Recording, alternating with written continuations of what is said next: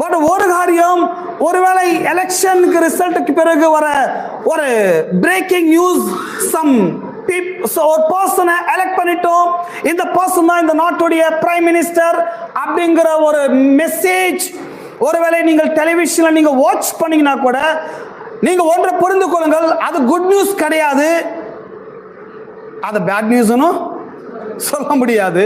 ஏன்னா பிரைம் மினிஸ்டர்ல நாடு மோசமாடும், அதுக்காக அதை பேட் நியூஸ் எடுத்துக்க முடியாது, அது ஒரு குட் நியூஸ் எடுத்துக்க முடியாது. அவர் வரதுனால எல்லாம் மாறணும் சொல்லிவிட முடியாது. பட் ஒரு காரியம் குட் நியூஸ் எது தெரியுமா? தேவன் உலகத்தை என்றைக்கு ஆளுகை செய்ய வரப்போறாரோ, என்றைக்கு கடவுளுடைய ஆளுகை இந்த உலகத்தில் வந்து இறங்க போகிறதோ, என்றைக்கு கடவுள் இந்த உலகத்தை ரூல் பண்ண போறாரோ, அன்றைக்கு தான் இந்த உலகத்துடைய விடிவு காலமா இருக்க போகிறது.